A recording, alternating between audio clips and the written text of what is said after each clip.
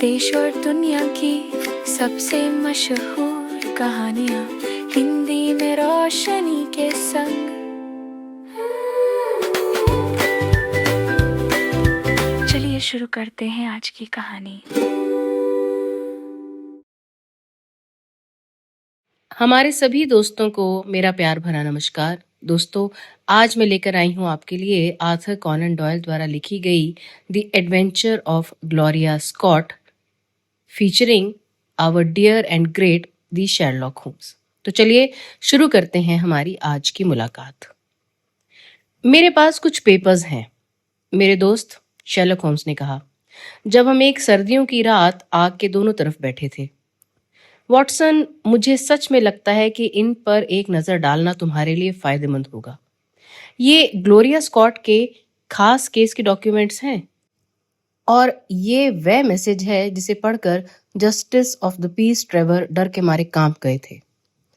उसने दराज से एक छोटा सा धुंधला सिलेंडर उठाया और टेप हटाकर मुझे स्लेट ग्रे कागज की आधी शीट पर लिखा हुआ एक छोटा सा नोट दिया। लंदन के लिए शिकार की सप्लाई लगातार बढ़ रही है, ये लिखा था। हमें लगता है कि हेड कीपर हडसन को अब फ्लाई पेपर और आपकी मुर्गी तीतर की जान बचाने के सभी ऑर्डर लेने के लिए कहा गया है। जब मैंने ये अजीब मैसेज पढ़कर नजरें ऊपर उठाईं तो मैंने देखा कि होम्स मेरे चेहरे पर देखकर हंस रहा था। उन्होंने कहा, आप थोड़े हैरान लग रहे हैं।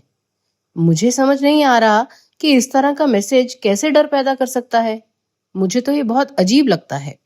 बहुत मुमकिन है।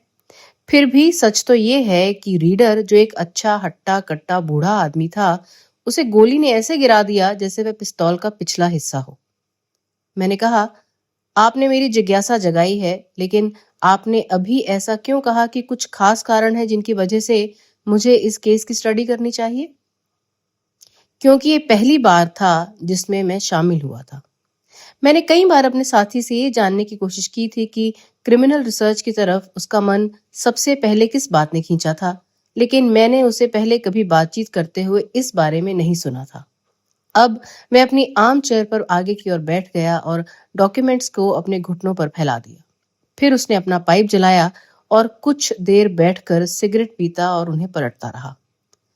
क्या तुमने मुझे कभी विक्टर ट्रेवर के बारे में बात करते नहीं सुना? उसने पूछा।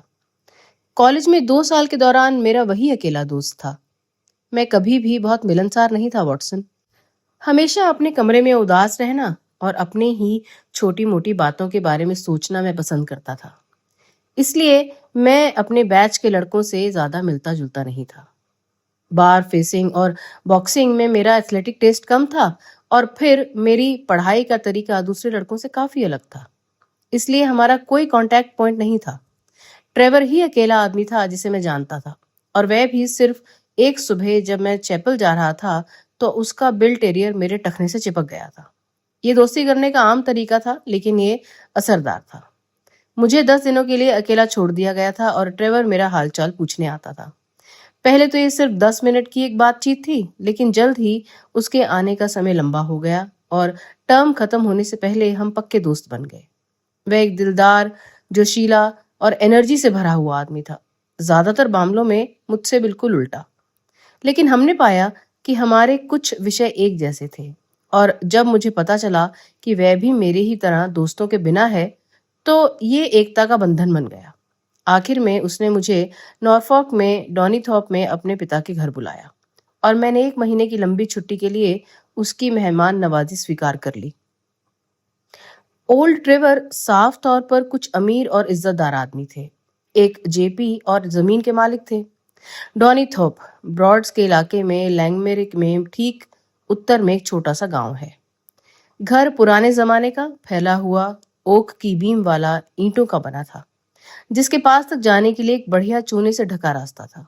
दलदल में जंगली बतखों को मारने की बहुत अच्छी जगह थी। मछली पकड़ने का बहुत अच्छा इंतजाम था।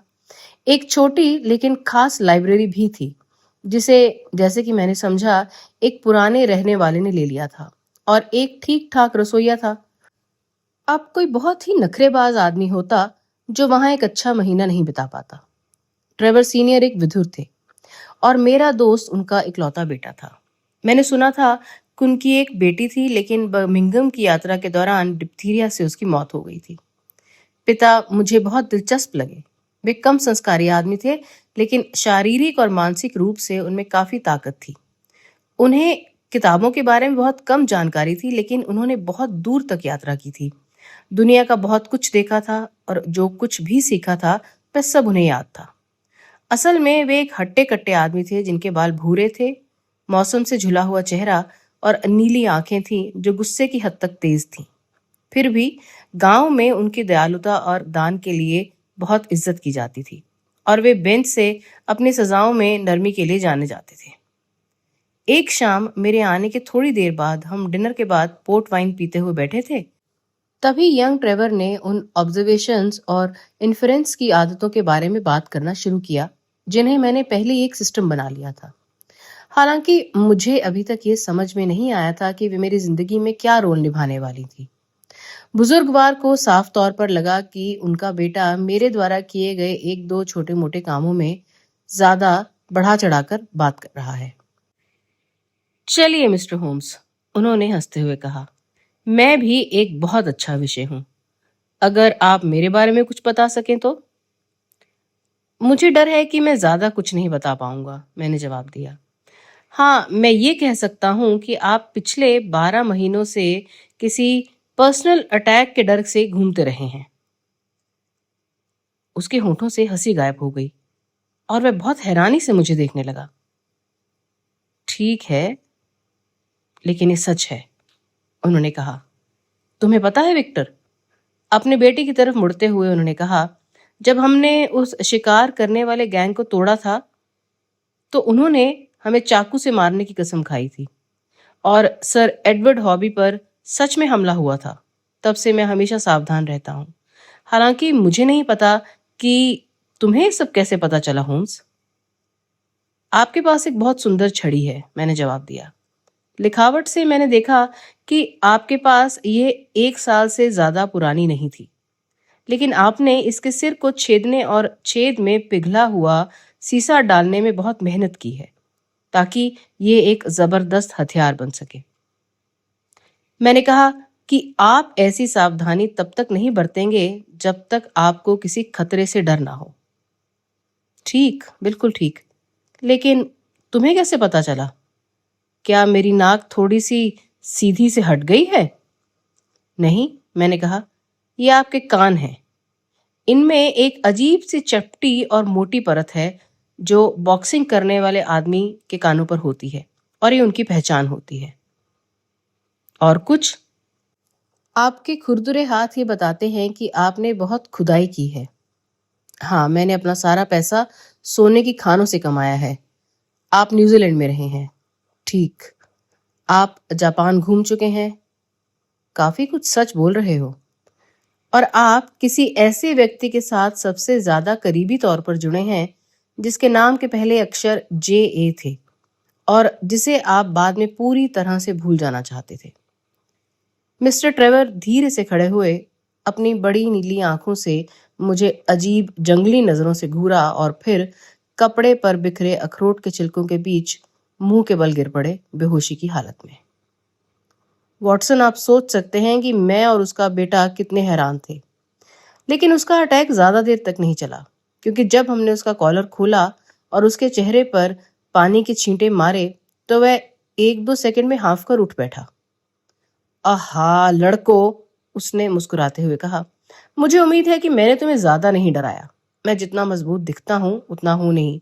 मेरा दिल अब कमजोर है, जो मुझे गिराने में ज्यादा समय नहीं लगाता।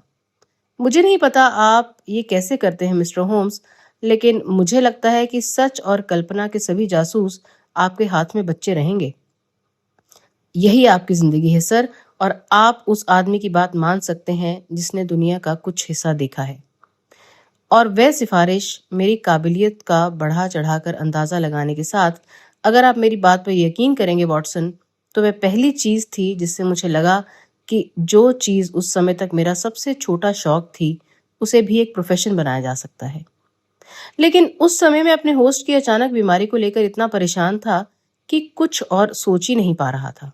मैंने कहा, मुझे उम्मीद है कि मैंने आपको दुख पहुंचाने वाली कोई बात नहीं कही होगी।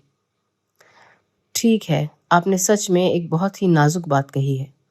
क्या मैं पूछ सकता हूँ कि आपको कैसे पता और आपको कितना पता है? अब वह आधे मजाक में बोला, लेकिन उसकी आंखों के पीछे अभी भी डर छिपा हुआ था। मैंने कहा, ये तो बड़ी सीधी सी बात है। जब तुमने उस मछली को नाव में खींचने के लिए अपनी बाह बाहर निकाली, तो मैंने देखा कि कोहने के मोड़ पर JA का टैटू बना हुआ था। अक्षर अभी भी पढ़े जा सकते थे, लेकिन उनके धुंधले दिखने और उनके आसपास की स्किन पर लगे दाग से बिल्कुल साफ था कि उन्हें मिटाने की कोशिश की गई थी। तो ये साफ था कि वे नाम के पहले अक्षर कभी तुम्हें बहुत जाने पहचाने लगते थे और पसंद थे, और अब तुम उन्हें भूलना चाहते थे। तुम्हारी तेज नजर है, उसने राहत की सांस लेते हुए कहा। जैसा तुम कह रहे हो वैसा ही है, लेकिन हम इसके बारे में बात नहीं करेंगे। सभी पुरानी बातों में प्यार की पुरानी बात सबसे बुरी होती है। बिलियर्ड रूम में आओ और शांति से सिगार पियो। उस दिन से इतने अच्छे बर्ताव के बावजूद मिस्टर ट्रेवर के बर्ताव में मेरे लिए थोड़ा सा शक बना रहा। उनके बेटे ने भी ये कहा। उसने कहा, तुमने गवर्नर को ऐसा घुमा दिया है कि अब उन्हें पक्का यकीन नहीं है कि तुम कितना जानते हो और कितना नहीं। मुझे लगा कि उनका ये दिखाने का इरादा नहीं था, लेकिन ये बात उनके दिमाग में इतनी गहराई से बैठ गई थी कि हर काम में दिखाई देती थी। आखिर मुझे इतना यकीन हो गया कि मैं उन्हें परेशान कर रहा हूं कि मैंने अपनी विजिट खत्म कर दी। लेकिन जिस दिन मैं जा रहा था, उसी दिन एक ऐसी घटना हुई जो बाद में बहुत महत्वपूर्ण साबित हुई। हम तीनों लॉन में गार्डन चेयर पर बैठे थे, धूप सेक रहे थे और कुदरत के पार नजारा देख रहे थे। तभी मेड बाहर आई और बताया कि दरवाजे पर एक आदमी है जो मिस्टर ट्रेवर से मिलना चाहता है। उसका नाम क्या है? मेरे होस्ट ने पूछा। वह कुछ बता ही नहीं रहा। तो फिर वह क्या चाहता है? वह कहता है कि आप उसे जानते हैं और वह बस थोड़ी देर बात करना चाहता है। उसे इधर ले आओ। एक पल बाद एक छोटा सा मुरझाया हुआ आदमी आया, जिसका अंदाज डरपोक था और चलने का स्टाइल लड़खड़ा रहा था। उसने एक खुली जैकेट पहनी थी जिसकी आस्तीन पर तार का एक धब्बा था, एक लाल और काली चेक शर्ट, डंगरी ट्राउजर्स और भारी जूते बुरी तरह घिसे हुए थे। उसका चेहरा पतला, भूरा और चालाक था। उस पर हमेशा एक मुस्कान बनी थी, जिससे पीले दांतों की एक टेढ़ी मेढ़ी लाइन दिख रही थी, और उसके सिकड़े हुए हाथ आधे बंद थे, जैसे नाविकों की खासियत होती है। जैसे ही वह लॉन में धीरे धीरे आया, मैंने मिस्टर ट्रेवर को अपने गले से हिचकी जैसी आवाज निकालते हुए सुना, और अपनी कुर्सी से कूदकर वह घर में भाग गए। वह एक पल में वापस आ गए, और जब वे मेरे पास से गुजरे तो मुझे ब्रांडी की तेज बदबू आई। अच्छा मेरे दोस्त, उसने कहा, मैं तुम्हारे लिए क्या कर सकता हूँ? नाविक सिकड़ी हुई आंखों से उसे देख रहा था और उसके चेहरे पर वही ढीली ढाली मुस्कान थी। तुम मुझे नहीं जानते? उसने पूछा। अरे यार, ये तो पक्का हडसन ही है, मिस्टर ट्रेवर ने हैरानी से कहा। हडसन ही है सर, नाविक ने कहा, और आपको देखे हुए 30 साल से ज्यादा हो गए हैं। आप अपने घर में हैं और मैं अभी भी हार्नेस पीपे से अपना नमकीन मीट निकाल रहा हूं। तुम देखोगे कि मैं पुराने दिनों को भूला नहीं हूं, मिस्टर ट्रेवर चिल्लाए, और नाविक की तरफ बढ़ते हुए उन्होंने धीमी आवाज में कुछ कहा। किचन में आओ, उन्होंने जोर से कहा, और तुम्हें खाने पीने को मिलेगा। मुझे कोई शक नहीं है कि मैं तुम्हारे लिए कोई ना कोई जगह ढूंढ ही लूंगा। थैंक यू सर, नाविक ने अपने बालों को छूते हुए कहा। मैं अभी अभी 8 नॉट ट्रैम्प में 2 साल का सफर करके आया हूँ। मेरे पास कम लोग हैं और मुझे आराम चाहिए। मैंने सोचा कि मैं मिस्टर बेडोज यहाँ आपके साथ आराम कर लूंगा। आहा, मिस्टर ट्रेवर चिल्लाए, तुम्हें पता है मिस्टर बेडोज कहाँ है?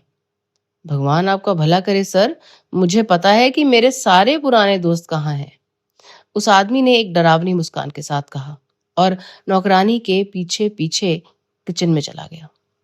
मिस्टर ट्रेवर ने हमसे कुछ बुदबुदाया कि जब वह आदमी खुदाई के लिए वापस जा रहा था, तब वे दोनों शिपमेट थे, और फिर हमें लॉन में छोड़कर वे अंदर चले गए। 1 घंटे बाद जब हम घर में दाखिल हुए तो हमने उन्हें डाइनिंग रूम में सोफे पर बुरी तरह नशे में धुत पाया। इस पूरी घटना ने मेरे दिमाग पर बहुत बुरा असर डाला, और अगले दिन मुझे डॉनीथॉर्प को पीछे छोड़ने का कोई अफसोस नहीं था। क्योंकि मुझे लगा कि मेरी मौजूदगी मेरे दोस्त के लिए शर्मिंदगी की वजह बन सकती है। ये सब लंबी छुट्टी के पहले महीने में हुआ। मैं अपने लंदन वाले घर में चला गया, जहां मैंने ऑर्गेनिक केमिस्ट्री के कुछ एक्सपेरिमेंट करते हुए 7 हफ्ते बिताए। लेकिन एक दिन जब पतझड़ बहुत आगे बढ़ चुका था और छुट्टियां खत्म होने वाली थी, मुझे अपने दोस्त का एक टेलीग्राम मिला, जिसमें उसने मुझे डॉनिथर्प लौटने की गुजारिश की और कहा कि उसे मेरी सलाह और मदद की बहुत ज़रूरत है। बेशक मैंने सब कुछ पीछे छोड़ दिया और एक बार फिर उत्तर की ओर निकल पड़ा। वह स्टेशन पर डॉग कार्ट के साथ मुझे मिला और मैंने एक नज़र में देखा कि पिछले 2 महीने उसके लिए बहुत ही मुश्किल भरे रहे होंगे। वह दुबला और बहुत परेशान लग रहा था और उसका वह हंसमुख खुश मिजाज व्यवहार खत्म हो गया था जिसके लिए वह जाना जाता था। गवर्नर मर रहे हैं, ये उसके पहले शब्द थे। असंभव, मैंने कहा।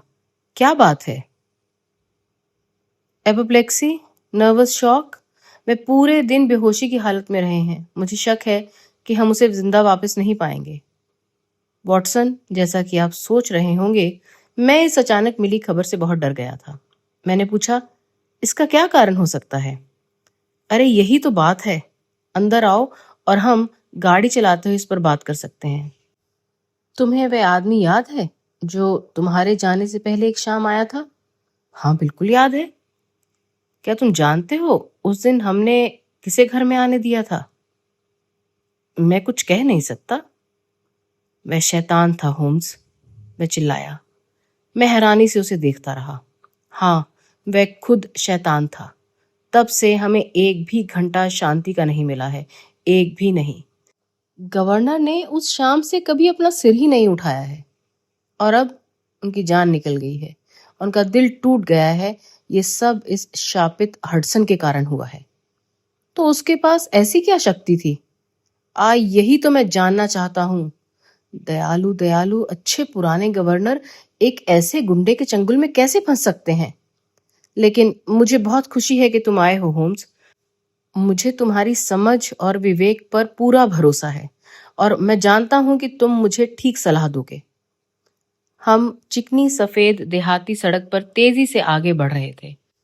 हमारे सामने ब्रॉड्स का लंबा इलाका डूबते सूरज की लाल रोशनी में चमक रहा था। हमारे बाईं ओर एक ग्रोव से मैं पहले से ही ऊंची चिमनियां और झंडे का डंडा देख सकता था जो जमींदार के घर की पहचान थे। मेरे साथी ने कहा, मेरे पिताजी ने उस आदमी को माली बना दिया था और फिर जब वह इससे खुश नहीं हुआ तो उसे बटलर बना दिया। घर उसके रहमो करम पर था और वह घूमता फिरता था और उसके जो मन में आता वह करता था। नौकरानियां उसकी शराब पीने की आदतों और गंदी भाषा की शिकायत करती थी। पापा ने इस परेशानी का बदला लेने के लिए सबकी सैलरी बढ़ा दी थी। वह आदमी नाव और मेरे पापा की सबसे अच्छी बंदूक ले जाता था और छोटी छोटी शूटिंग पार्टियों में जाता था। और ये सब इतने ताने मारने वाले, घूरने वाले, बदतमीज चेहरे के साथ कि अगर वह मेरी उम्र का होता तो मैं उसे मार मार कर गिरा देता। मैं तुम्हें बताता हूँ, होम्स, मुझे इतने समय से खुद पर बहुत काबू रखना पड़ा है और अब मैं खुद से पूछ रहा हूँ कि अगर मैंने खुद को थोड़ा और खुला छोड़ दिया होता तो शायद मैं ज्यादा समझदारी का काम करता। खैर, हमारे साथ हालात बद से बदतर होते गए और ये जानवर हडसन और भी ज्यादा दखल अंदाजी करता गया। आखिर में एक दिन जब उसने मेरे सामने मेरे पापा से कुछ बदतमीजी की तो मैंने उसे कंधे से पकड़कर कमरे से बाहर निकाल दिया। वह गुस्से से भरा चेहरा और 2 जहरीली आंखों के साथ चुपचाप चला गया, जो उसकी जबान से ज्यादा धमकियां दे रही थी। मुझे नहीं पता कि उसके बाद बेचारे पापा और उसके बीच में क्या बात हुई, लेकिन पापा अगले दिन मेरे कमरे में आए और मुझसे पूछा कि क्या मुझे हडसन से माफी मांगने में कोई दिक्कत है। मैंने मना कर दिया, जैसा कि आप सोच सकते हैं, और मैंने अपने पापा से पूछा कि वैसे कमीने आदमी को अपने घर में और अपनी जिंदगी में इतनी आजादी कैसे लेने दे सकते हैं। अरे मेरे बच्चे, उन्होंने कहा, बात करना तो ठीक है, लेकिन तुम नहीं जानते कि मैं कहाँ किस मुसीबत में फंसा हूं। लेकिन तुम्हें पता होना चाहिए विक्टर, मैं इस बात को निश्चित ध्यान रखूंगा कि तुम्हें पता होना चाहिए, चाहे कुछ भी हो जाए। तुम अपने बेचारे बूढ़े पिता के बुरे बर्ताव पर यकीन नहीं करोगे, है ना बेटा? वे बहुत इमोशनल हो गए और पूरे दिन स्टडी में बंद रहे, जहां मैं खिड़की से देख सकता था कि वह बिजी होकर कुछ लिख रहे थे। उस शाम मुझे ऐसा लगा जैसे कोई बड़ी राहत मिली हो, क्योंकि हडसन ने हमें बताया कि वह हमें छोड़कर जा रहा है। जब हम डिनर के बाद बैठे तो वह डाइनिंग रूम में आया और आधे नशे में धुत आदमी की मोटी आवाज में उसने अपना इरादा बताया। मैं नॉर्फॉक में बहुत थक गया हूँ, उसने कहा। मैं हैम्पशायर में मिस्टर बेडोर्स के पास जाऊंगा। मुझे यकीन है कि वह भी मुझे देखकर बहुत खुश होंगे जितना आप थे। हटसन, मुझे उम्मीद है कि तुम बुरे मन से तो नहीं जा रहे ना? मेरे पिता ने इतने शांत अंदाज में कहा कि मेरा खून खौल उठा। मुझे अभी तक मेरी माफी नहीं मिली है, उसने मेरी तरफ देखते हुए उदास होकर कहा। विक्टर, तुम मानोगे कि तुमने इस लायक आदमी के साथ बहुत बुरा बर्ताव किया है? पापा ने मेरी तरफ मुड़कर कहा। मैंने जवाब दिया, इसका उलट है। मुझे लगता है पापा कि हम दोनों ने इसके प्रति बहुत ज्यादा सब्र दिखाया है। अच्छा, तो तुम्हें ऐसा लगता है? ऐसा? मैं गुस्से से बोला। बहुत अच्छा दोस्त, हम इस बारे में फिर कभी देखेंगे। वह कमरे से बाहर निकल गया और आधे घंटे बाद हमारे घर से चला गया, मेरे पिता को बहुत ज्यादा घबराहट में छोड़कर। रात दर रात मैंने उन्हें अपने कमरे में टहलते हुए सुना, जैसे उनका कॉन्फिडेंस वापस आ रहा था। आखिरकार उन्हें एक झटका लगा। कैसा झटका? मैंने उत्सुकता से पूछा। बहुत ही अनोखे तरीके का झटका। कल शाम मेरे पिता के लिए एक चिट्ठी आई जिस पर फोर्डिंग ब्रिज का पोस्टमार्क था। मेरे पिता ने उसे पढ़ा, अपने दोनों हाथ सर पर रखे और कमरे में छोटे छोटे गोल गोल चक्कर लगाने लगे, जैसे कोई होश खो बैठा हो। जब मैंने आखिर में उन्हें सोफे पर लिटाया तो उनका मुंह और पलकें एक तरफ से सिकुड़ी हुई थी और मैंने देखा कि उन्हें स्ट्रोक आया है। डॉक्टर फोर्डहम तुरंत आए और हमने उन्हें बिस्तर पर लिटा दिया, लेकिन पैरालिसिस फैल गया है। उनके होश में लौटने का कोई संकेत नहीं दिख रहा है और मुझे लगता है कि हम वापस पहुंचने पर शायद ही उन्हें जिंदा पाएंगे। तुमने मुझे बहुत बुरी तरह डरा दिया है ट्रेवर, मैं चिल्लाया। तो फिर इस चिट्ठी में ऐसा क्या था जिसका इतना बुरा परिणाम हुआ है? कुछ नहीं, इसमें वो बात छिपी है जिसे समझा नहीं जा सकता। मैसेज बेतुका और मामूली था। हे भगवान, ये वैसा ही है जैसा डर मुझे था। जब वह बोल रहा था, हम एवेन्यू के मोड़ पर आए और धीमी रोशनी में देखा कि घर का हर पर्दा गिरा हुआ था। जैसे ही हम दरवाजे की तरफ दौड़े, मेरे दोस्त का चेहरा दुख से तमतमा गया। काले कपड़ों में एक आदमी दरवाजे से बाहर निकला। ये कब हुआ डॉक्टर? ट्रेवर ने पूछा। आपके जाने के लगभग तुरंत बाद। क्या उन्हें होश आया था? अंत से पहले, बस एक पल के लिए। क्या उन्होंने मेरे लिए कोई संदेश दिया? बस इतना ही कि कागज जापानी कैबिनेट के पिछले दराज में है। मेरा दोस्त डॉक्टर के साथ मौत के कमरे में चला गया, जबकि मैं स्टडी रूम में बैठा रहा। पूरे मामले को बार बार अपने दिमाग में घुमाता रहा और अपनी जिंदगी में पहले कभी इतना उदास मैं नहीं हुआ था। इस ट्रेवर का पास्ट क्या था? क्या ये मुक्केबाज था, यात्री या सोना खोदने वाला? और उसने खुद को इस तेज तर्रार नाविक के कब्जे में कैसे होने दिया? और वह अपनी बाह पर आधे मिट चुके इनिशियल्स को देखकर बेहोश क्यों हो गया? और फोर्डिंग ब्रिज से एक लेटर आने पर डर से क्यों मर गया? फिर मुझे याद आया कि फोर्डिंग ब्रिज हैम्पशायर में था और ये मिस्टर बेडोज जिनसे नाविक मिलने गया था और शायद ब्लैकमेल करने गया था, उनका घर भी हैम्पशायर में ही था जिसका जिक्र उन्होंने किया था। तो लेटर या तो हडसन नाविक से आया होगा जिसमें लिखा होगा कि उसने उस गुनाह के राज को बता दिया है जो मुझे लग रहा था, या बेडोस से आया होगा जिसमें किसी पुराने साथी को चेतावनी दी गई होगी कि ऐसा धोखा जल्द ही होने वाला है। अब तक ये काफी साफ लग रहा था, लेकिन फिर बेटे ने जैसा बताया वह लेटर मामूली और अजीब कैसे हो सकता है? उसने जरूर इसे गलत पढ़ा होगा। अगर ऐसा है तो ये उन अनोखे सीक्रेट कोड में से एक रहा होगा जिसका मतलब कुछ और होता है, लेकिन वे लगते कुछ और हैं। मुझे ये लेटर देखना ही होगा। अगर इसमें कोई छिपा हुआ मतलब होगा तो मुझे यकीन था कि मैं उसे निकाल सकता था। 1 घंटे तक मैं अंधेरे में इस पर सोचता रहा, जब तक कि आखिर में एक रोती हुई नौकरानी एक लैंप लेकर आई और उसके ठीक पीछे मेरा दोस्त ट्रेवर आया। पीला लेकिन शांत। उसके हाथ में वही कागज थे जो मेरे घुटने पर रखे थे। वह मेरे सामने बैठ गया, लैंप को टेबल के किनारे पर रखकर, और मुझे एक छोटा सा नोट दिया, जैसा कि आप देख सकते हैं, एक ग्रे पेपर पर लिखा हुआ था। उसमें लिखा था, लंदन के लिए शिकार की सप्लाई लगातार बढ़ रही है। हमें लगता है कि हेड कीपर हडसन को अब फ्लाई पेपर और आपकी मुर्गी तीतर की जान बचाने के सभी ऑर्डर लेने के लिए कहा गया है। मैं कह सकता हूं कि जब मैंने पहली बार ये मैसेज पढ़ा तो मेरा चेहरा भी उतना ही हैरान था जितना तुम्हारा है। फिर मैंने इसे बहुत ध्यान से दोबारा पढ़ा। ये साफ था जैसा मैंने सोचा था, और इन अजीब शब्दों के मेल में कोई दूसरा मतलब छिपा होगा। या हो सकता है कि फ्लाई पेपर और हैन फेजेंट जैसे फ्रेज का कोई पहले से तय मतलब हो। ऐसा मतलब अपनी मर्जी से निकाला जा सकता था और किसी भी तरह से नहीं निकाला जा सकता था। और फिर मुझे यकीन नहीं हो रहा था कि ऐसा ही है। और हडसन शब्द का होना ही दिखाता था कि मैसेज का सब्जेक्ट वैसा ही था जैसा मैंने अंदाजा लगाया था, और ये नाविक के बजाय बेडोस की तरफ से था। मैंने इसे उल्टा करके देखा, लेकिन लाइव फेजेंट की मुर्गी का मेल अच्छा नहीं लगा।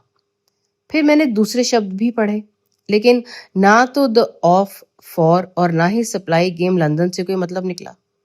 और फिर एक पल में पहेली की चाबी मेरे हाथ में थी, और मैंने देखा कि पहले शब्द से शुरू होने वाला हर तीसरा शब्द एक ऐसा संदेश देगा जो बूढ़े ट्रेवर को निराश कर सकता है। ये चेतावनी छोटी और संक्षिप्त थी, जैसा कि जब मैंने अपने साथी को पढ़कर सुनाई तो उसका रंग भी उड़ गया। खेल खत्म हो गया है। हडसन ने सब कुछ बता दिया है। अपनी जान बचाने के लिए भागो। विक्टर ट्रेवर ने अपना चेहरा अपने कांपते हाथों में छिपा लिया। मुझे लगता है ऐसा ही होगा, उसने कहा। ये मौत से भी बुरा है, क्योंकि इसका मतलब बेइज्जती भी है। लेकिन इन हेड कीपर्स और हेन फेजेंट्स का क्या मतलब है? इसका मैसेज के लिए कोई मतलब नहीं है, लेकिन हमारे पास भेजने वाले का पता लगाने का कोई और तरीका ना हो तो ये हमारे लिए बहुत मायने रख सकता है। आप देख रहे हैं कि उसने द गेम है वगैरह लिखकर शुरुआत की है।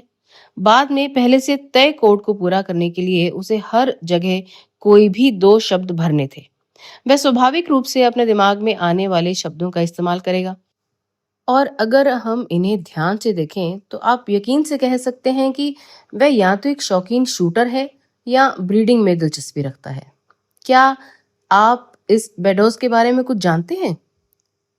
हाँ, जब आपने अब इसका जिक्र किया है, उसने कहा, मुझे याद आता है कि मेरे पिता को हर पतझड़ में उनके प्रिजर्व में शूटिंग करने का न्योता मिलता था। तो फिर ये नोट जरूर उन्हीं की तरफ से आया है, मैंने कहा। अब बस हमें ये पता लगाना है कि ये कौन सा राज था जो नाविक हडसन ने इन दो अमीर और इज्जतदार आदमियों के सिर पर छिपा रखा था। अफसोस होम्स, मुझे डर है कि ये पाप और शर्म की बात है, मेरे दोस्त ने कहा। लेकिन तुमसे मैं कोई राज नहीं रखूंगा। ये वह स्टेटमेंट है जो मेरे पिता ने तब तैयार किया था जब उन्हें पता लगा कि हडसन से खतरा हो चुका है। मुझे ये जापानी कैबिनेट में मिला, जैसा उन्होंने डॉक्टर को बताया था। इसे ले जाओ और मुझे पढ़कर सुनाओ, क्योंकि मुझ में ना तो इतनी ताकत है और ना ही इतनी हिम्मत कि मैं इसे खुद पढ़ सकूं।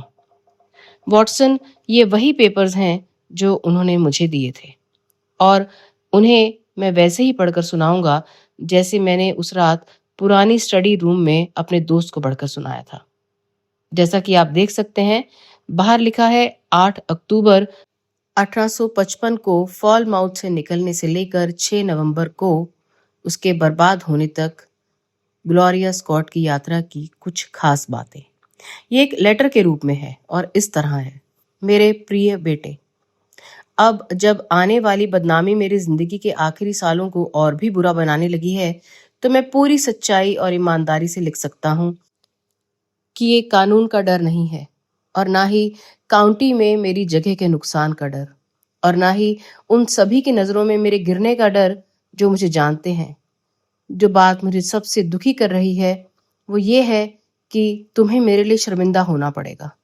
तुम जो मुझसे प्यार करते हो, जिसने सिर्फ मुझसे प्यार किया है, और मैं आशा करता हूँ कि शायद मैंने तुम्हें कभी अपना सम्मान करने के अलावा कुछ और कारण दिया हो, लेकिन अगर वह झटका लगता है जो हमेशा मेरे ऊपर मंडरा रहा है, तो मैं चाहूंगा कि तुम इसे पढ़ो ताकि तुम मुझे अच्छी तरह से सीधे तरीके से जान सको और जान पाओ कि मैं कितना दोषी हूं।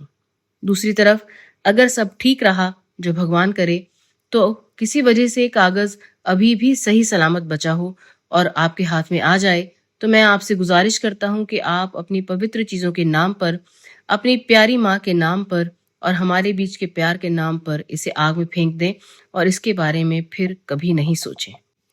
लेकिन फिर भी अगर तुम इसे पढ़ रहे हो, तो मुझे पता है कि मैं पहले ही बेनकाब हो चुका हूँगा और मुझे मेरे घर से घसीटा जा चुका होगा, या जैसा कि ज्यादा चांस है, क्योंकि तुम जानते हो कि मेरा दिल कमजोर है, इसलिए शायद मैं मौत के मुंह में पड़ा हूँगा। दोनों ही हालात में बात को छुपाने का समय निकल चुका है और जो भी बात मैं तुमसे कह रहा हूँ वह एकदम सच है और मैं ये कसम खाता हूँ कि मैं उम्मीद करता हूँ कि तुम मुझे माफ करोगे। मेरे बच्चे, मेरा नाम ट्रेवर नहीं है। मैं अपनी जवानी के दिनों में जेम्स आर्मिटाज था और अब तुम समझ सकते हो कि कुछ हफ्ते पहले मुझे कितना बड़ा झटका लगा होगा जब तुम्हारे कॉलेज के दोस्त ने मुझसे ऐसे शब्दों में बात की जिनसे लगा कि उसने मेरा राज जान लिया है। आर्मिटेज के तौर पर मैंने लंदन के एक बैंकिंग हाउस में एंट्री की और आर्मिटेज के तौर पर मुझे अपने देश के कानून को तोड़ने का दोषी पाया गया और देश निकाला दे दिया गया। मेरे बारे में ज्यादा बुरा मत सोचना बेटा, ये एक तथाकथित इज्जत का कर्ज था जो मुझे चुकाना था और मैंने इसे चुकाने के लिए ऐसे पैसे का इस्तेमाल किया जो मेरे अपने नहीं थे, इस भरोसे के साथ कि मैं इसे खोने का कोई चांस होने से पहले ही बदल सकता हूँ। लेकिन सबसे बुरी बदकिस्मती ने मेरा पीछा किया। जिस पैसे पर मैंने भरोसा किया था वह कभी हाथ आया ही नहीं। अकाउंट्स की समय से पहले जांच ने मेरे घाटे का पता लगा दिया। इस केस में शायद नरमी बरती गई होती, लेकिन 30 साल पहले कानून अब से ज्यादा सख्त थे और अपने 23वें जन्मदिन पर मैंने खुद को ऑस्ट्रेलिया जाने वाले जहाज ग्लोरिया स्कॉट के बीच में डेक पर 37 दूसरे कैदियों के साथ एक अपराधी की तरह जंजीरों में बंधा हुआ पाया। ये साल 55 की बात है, जब क्रिमियन युद्ध अपनी पीक पर था और पुराने कैदियों के जहाजों का इस्तेमाल ज्यादातर ब्लैक सी में ट्रांसपोर्ट के तौर पर किया जा रहा था। इसलिए सरकार को अपने कैदियों को भेजने के लिए छोटे और कम सही जहाजों का इस्तेमाल करना पड़ा। ग्लोरिया स्कॉट चीनी चाय के ट्रेड में थी, लेकिन वह पुराने जमाने की भारी लकड़ी की चौड़ी बीम वाली नाव थी और नए क्लिपर्स ने उसे अलग कर दिया था। वह 500 टन की नाव थी और उसके 38 जेल बर्ड्स के अलावा उसमें क्रू के 26 लोग, 18 सैनिक, एक कैप्टन, 3 साथी, एक डॉक्टर, एक पादरी और 4 वार्डर थे। जब हम फॉलमाउथ से निकले तो कुल मिलाकर उसमें लगभग 100 लोग थे। कैदियों के सेल के बीच की दीवारें कैदी जहाजों में आमतौर पर मोटी ओक की लकड़ी की नहीं बल्कि काफी पतली और कमजोर थी। मेरे बगल में पिछली तरफ जो आदमी था उस पर मैंने खास तौर पर तब ध्यान दिया जब हमें घाट पर ले जाया जा रहा था। वह एक जवान आदमी था जिसका चेहरा साफ और बिना बालों वाला था। लंबी पतली नाक और जबड़े काफी नट क्रैकर जैसे लगते थे। वह अपना सिर हवा में बहुत शान से उठाए रहता था, चलने का स्टाइल अकड़ कर चलता था और सबसे बढ़कर अपनी बहुत ज्यादा हाइट के लिए जाना जाता था। मुझे नहीं लगता था कि हम में से किसी का सिर उसके कंधे तक आता और मुझे यकीन है कि उसकी हाइट 6.5 फीट से कम नहीं रही होगी। इतने सारे उदास और थके हुए चेहरों के बीच किसी ऐसे चेहरे को देखना अजीब था जो एनर्जी और पक्के इरादे से भरा हो। ये नज़ारा मेरे लिए बर्फीले तूफान में आग जैसा था। मुझे तब खुशी हुई जब मुझे पता चला कि वह मेरा पड़ोसी था और तब और भी खुशी हुई जब आधी रात में मैंने अपने कान के पास एक फुसफुसाहट सुनी और पाया कि उसने हमें अलग करने वाले बोर्ड में एक छेद काट दिया था। हेलो दोस्त, उसने पूछा, तुम्हारा नाम क्या है और तुम यहाँ किस लिए आए हो? मैंने उसे जवाब दिया और फिर पूछा कि मैं किससे बात कर रहा हूँ। मैं जैक प्रेडरगैस्ट हूँ, उसने कहा, और भगवान की कसम मेरे साथ काम खत्म करने से पहले तुम मेरा नाम लेना सीख जाओगे।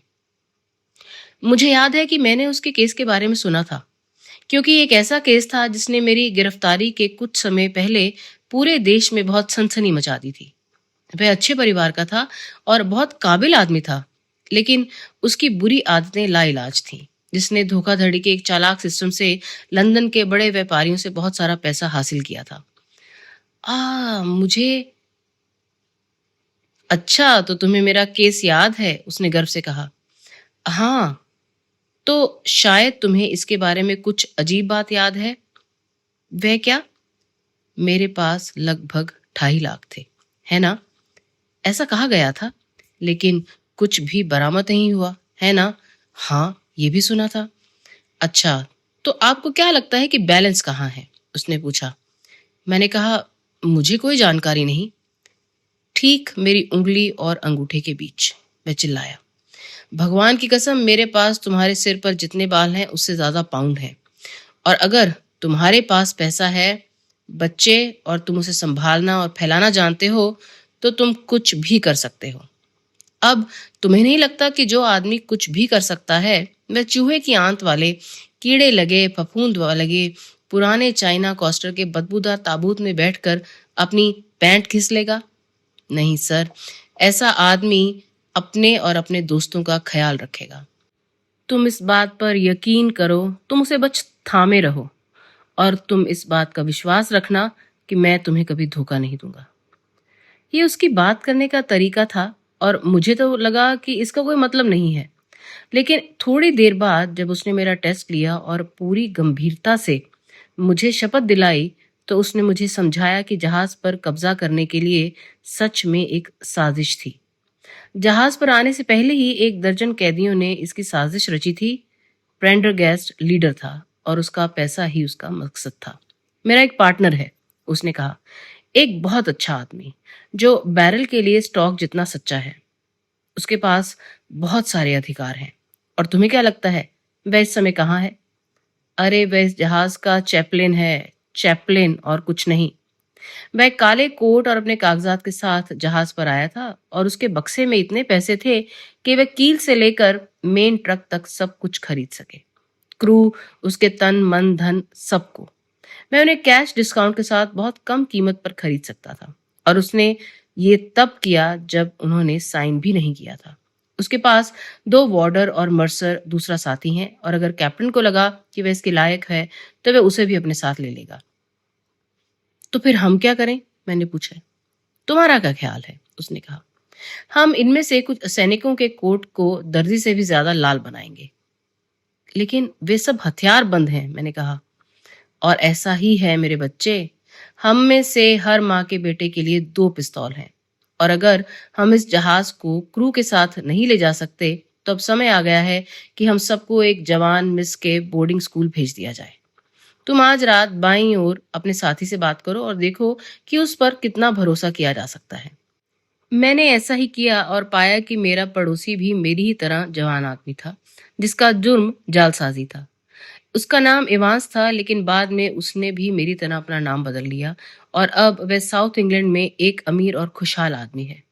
वह साजिश में शामिल होने के लिए तैयार था, क्योंकि खुद को बचाने का यही एकमात्र तरीका था। और जब तक हम खाड़ी पार नहीं कर पाए, तब तक सिर्फ 2 कैदी ऐसे थे जो इस राज में शामिल नहीं थे। उनमें से एक का दिमाग कमजोर था और हमने उस पर भरोसा करने की हिम्मत नहीं की, और दूसरे को जॉन्डिस था और वह हमारे किसी काम का हो ही नहीं सकता था। शुरू से ही जहाज पर कब्जा करने से हमें रोकने के लिए कुछ भी नहीं था। क्रू में कुछ गुंडे थे जिन्हें खास तौर पर इस काम के लिए चुना गया था। नकली पादरी हमें समझाने के लिए हमारी कोठरियों में आया। उसके हाथ में एक काला बैग था जो माना जाता था कि पर्चों से भरा है, और वह इतनी बार आया कि तीसरे दिन तक हम में से हर एक ने अपने बिस्तर के नीचे 1 फाइल, 2 पिस्तौल, 1 पाउंड पाउडर और 20 गोलियां रख ली थी। 2 वार्डर प्रेंडरगेस्ट के एजेंट थे और दूसरा साथी उसका दाहिना हाथ था। कैप्टन, 2 साथी, 2 वार्डर, लेफ्टिनेंट मार्टिन, उसके 18 सैनिक और डॉक्टर ही हमारे खिलाफ थे। फिर भी सुरक्षित होने के बावजूद हमने कोई सावधानी ना बरतने और रात में अचानक हमला करने का फैसला किया। हालांकि हमारी उम्मीद से ज्यादा जल्दी हुआ, और इस तरह एक शाम हमारे निकलने के लगभग तीसरे हफ्ते बाद डॉक्टर एक बीमार कैदी को देखने नीचे आया, और उसने अपने बंक के नीचे हाथ डालकर पिस्तौल की आउटलाइन महसूस की।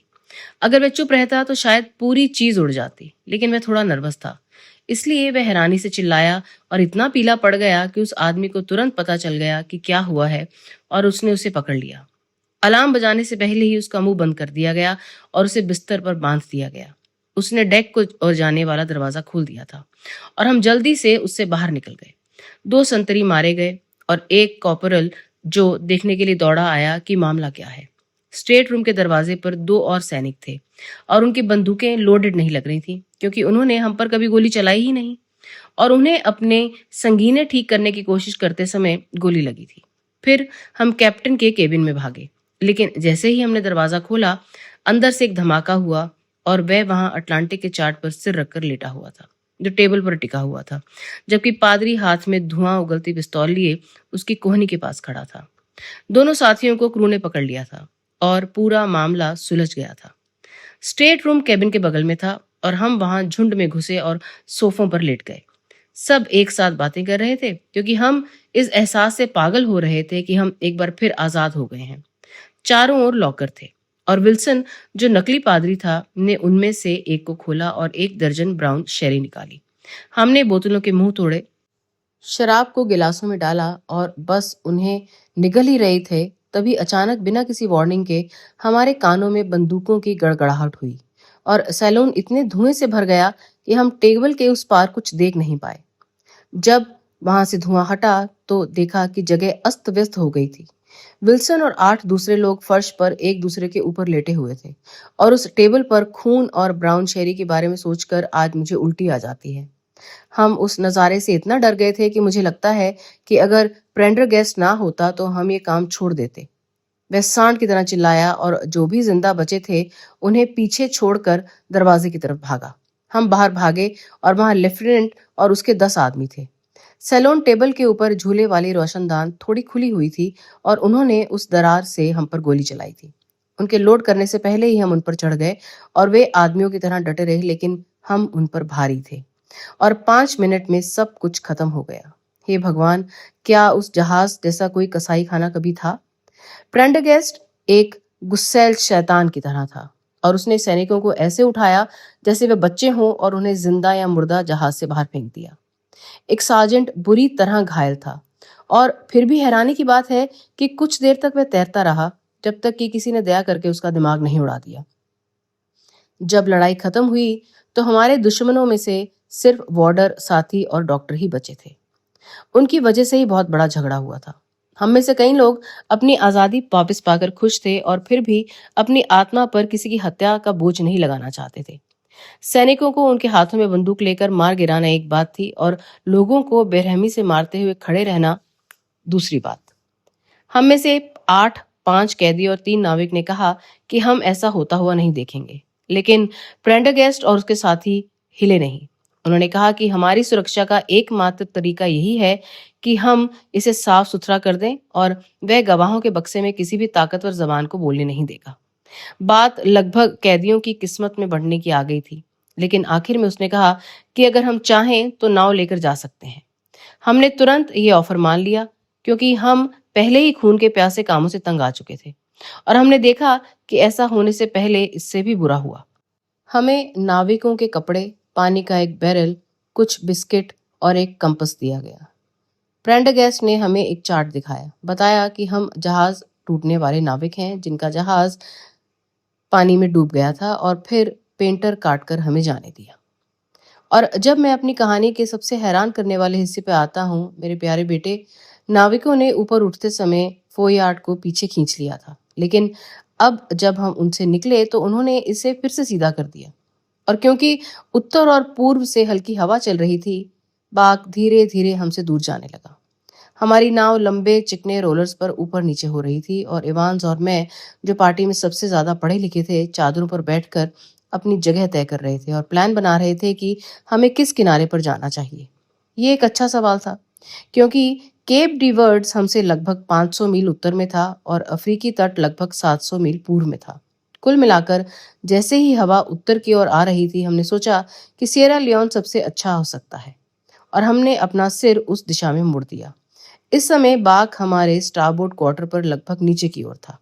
अचानक जब हमने उसकी ओर देखा तो हमने पाया कि उससे धुएं का एक घना काला बादल उठ रहा था, जो आसमान में एक बड़े पेड़ की तरह लटक रहा था।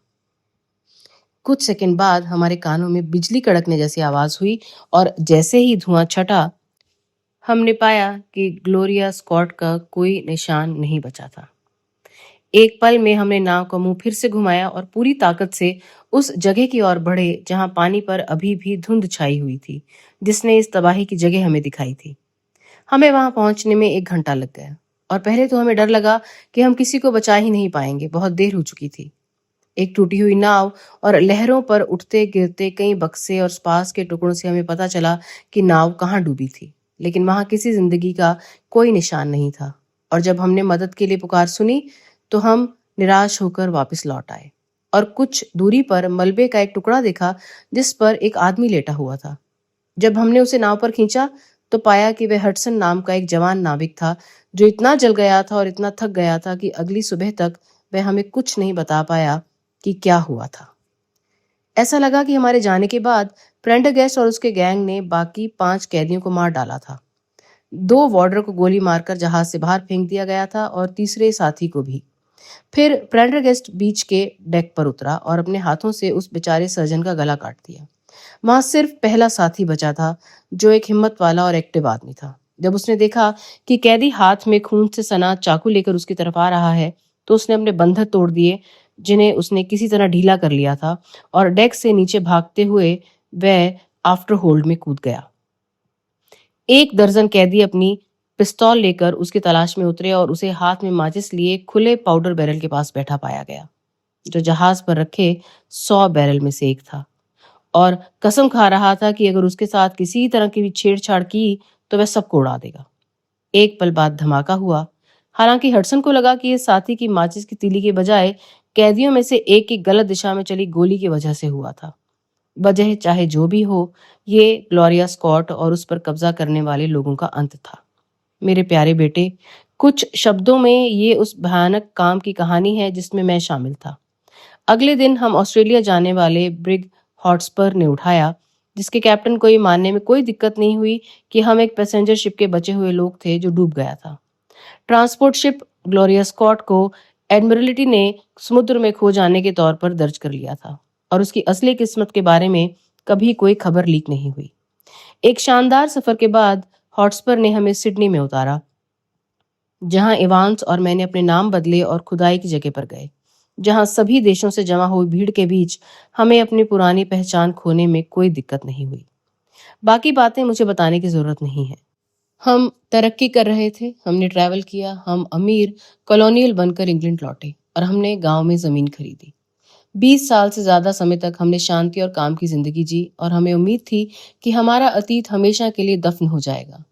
तो सोचो मुझे कैसा लगा होगा जब हमारे पास आए नाविक में मैंने उस आदमी को तुरंत पहचान लिया जिसे जहाज के मलबे से निकाला गया था। उसने किसी तरह हमें ढूंढ लिया था और हमारे डर पर जीने लगा था। अब तुम समझ जाओगे कि मैंने उसके साथ शांति बनाए रखने के लिए कितनी कोशिश की थी। और अब जब वह मुझसे दूर अपने दूसरे शिकार के पास चला गया है और उसकी जबान पर धमकियां हैं, तो आप कुछ हद तक मेरे डर से हमदर्दी रखेंगे। नीचे लिखा है, इतने कांपते हाथ से कि मुश्किल से पढ़ा जा सकता है। बेडोज ने साइफर में लिखा है कि एच ने सब कुछ बता दिया है। हे भगवान, हमारी आत्माओं पर दया करो। यही वो कहानी थी जो मैंने उस रात यंग ट्रेवर को पढ़कर सुनाई थी, और मुझे लगता है वॉटसन कि उन हालात में ये एक ड्रामेटिक कहानी थी। उस अच्छे आदमी का दिल टूट गया और वह तराई चाय के बागान में चला गया, जहां मैंने सुना है कि वह ठीक है। जहां तक नाविक और बेडोस की बात है, उन दोनों का उस दिन के बाद कभी पता नहीं चला जिस दिन वार्निंग लेटर लिखा गया था। वे दोनों पूरी तरह से गायब हो गए। पुलिस में कोई कंप्लेंट नहीं की गई थी।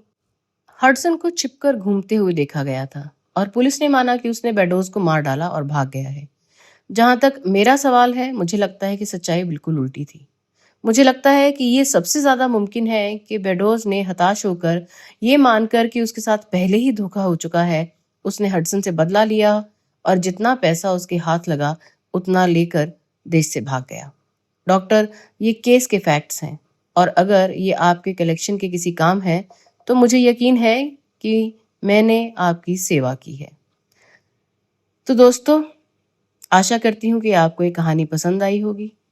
अब मेरी आपसे रिक्वेस्ट है कि अगर आपको ये कहानी पसंद आई है तो प्लीज़ हमारे चैनल को सब्सक्राइब करना नहीं भूलिएगा और हमारे काम को बढ़ावा दीजिए। मैं हूँ आपकी दोस्त रोशनी, जल्द ही आपसे फिर मिलूंगी, तब तक जुड़े रहिए।